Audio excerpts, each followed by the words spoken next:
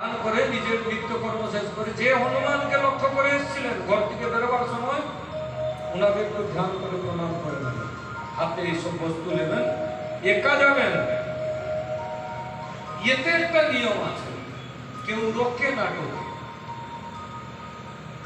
কেউ যেরকম জিজ্ঞাসা না করে কোথায় যাচ্ছে।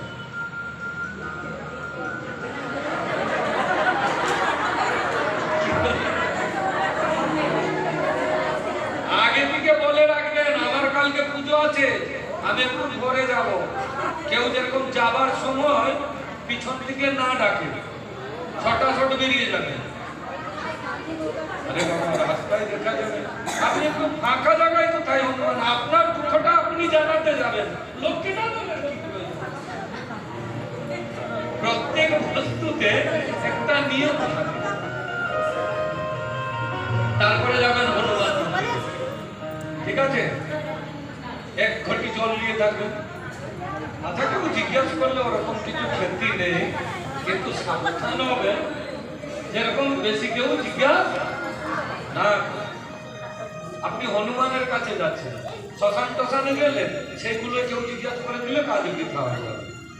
হনুমান পরম বৈষ্ণব, রাম ভক্ত, ওখানে দোষ হয় না, ঠিক আছে? ওখানে গিয়ে সর্বপ্রথম আগে হনুমানজিকে প্রণাম করবেন। মন্দিরে যদি আপনার পূজা করার মতো সুযোগ থাকে তাহলে আপনি পুজো করতে পারবেন।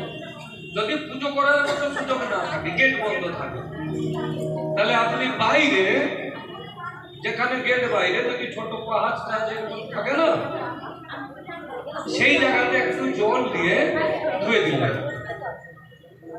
কথা তো ধুয়ে দিয়ে কি করবেন?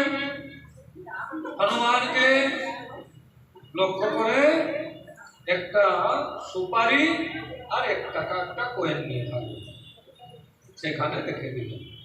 এখন সেই হচ্ছেন হনুমান, ঠিক আছে? মনে মনে সংকল্প করে, প্রভু আপনি তার মধ্যে থাকুন, আমি তো আর ভিতরে গিয়ে আপনার সেবা করতে পারবো না, আপনি এইখানে বিরাজমান করুন। এই বলে তার উপরে একটু জল দেবেন, সেই সিন্দুর দিয়ে দেবেন, এবার ফুল দিয়ে দেবেন, ঘিয়ের বাতিটা জ্বালিয়ে দিয়ে দেখিয়ে দিলেন, ঠিক আছে? এবার ধূপ জ্বালিয়ে দিলেন, আর যে মিষ্টি একটু বা ফুল নিয়ে থাকবেন বা নকল দানা নিলে মিঠা ভোগ দেবেন, হ্যাঁ, বা নারকেল নিয়ে যেতে পারেন, ভোগে দিলেন।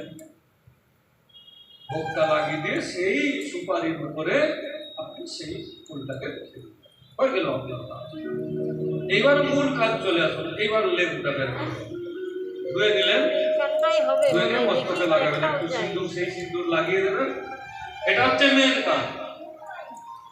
এত সময় আপনি হনুমানের পূজা করলেন, এটা মেন কাজ।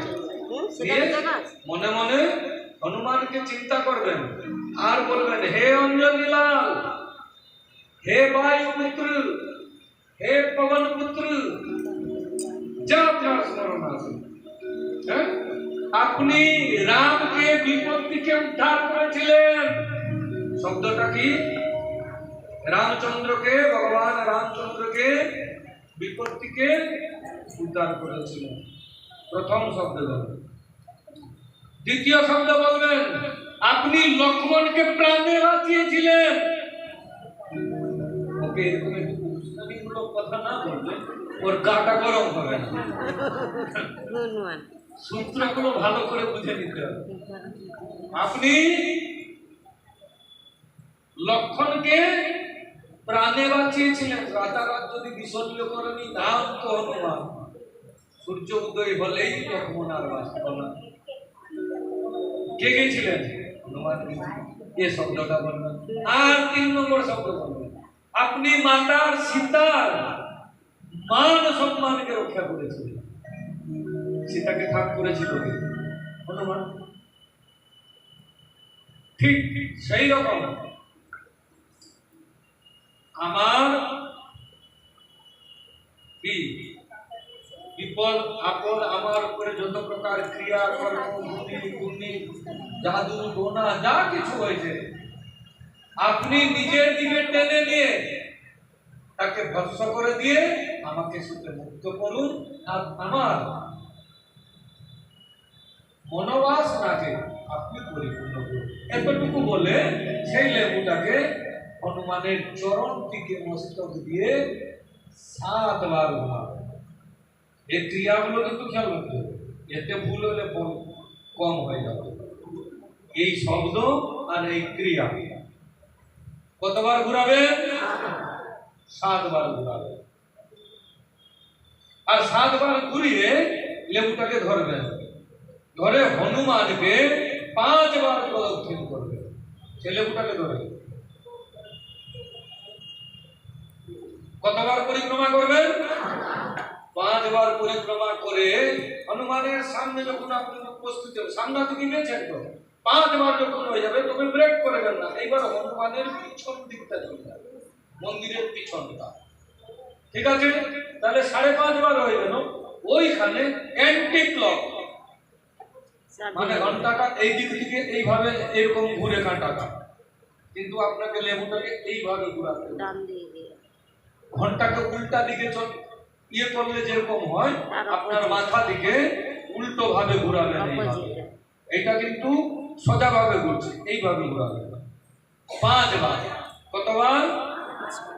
যে একটা চাকু রেখে থাকবেন, ঝপ করে সেই লেবুটাকে কেটে দিয়ে অপুর যে লেখে থাকবেন 2 ধারে দিয়ে সেখানে জ্বালিয়ে দিলেন, জ্বালিয়ে দিয়ে সেখানে পিছনে বসিয়ে দিলেন, বসিয়ে দিয়ে প্রণাম করবেন, আর কাউকে তাকাবেন না, সোজা বেরিয়ে আসবেন বাড়ি। আগে থেকে যা প্রণাম যা করার কথা করে নেবেন, আর পিছন দিকে তাকাবেন না, করে দিয়ে চলে আসবেন। সব সমস্যা খতম।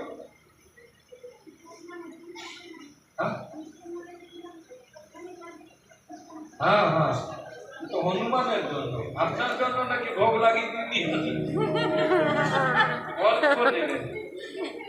যা কিছু নেবেন, সে কপুর বলুন, সিঁদুর বলুন, শুধু আপনি চাকুটা যে নিয়ে থাকবেন আর আপনার জলের তামা ঘটি যে নিয়েছেন আছেন, ওই দুটো আপনার সঙ্গে রিটার্ন চলে আসবে, আর আপনাকে সেইভাবে করতে হবে। একটা ক্রিয়া এটা করুন, আপনার দেখবেন যদি ভাস খুলছে না, কোন রকম কেটে যায়। অনেক ক্রিয়া আছে, জানুন আর নিজে নিজে করে ফেলুন, দেখবেন কোথাও যেতে হবে না। এতটা পজিটিভ এনার্জি আপনি পাবেন, আপনার ভিতরে আপনি আনন্দ থাকবেন, বাইরের কোনো বস্তু প্রয়োজন হবে না। বলা আনন্দ ভগবান।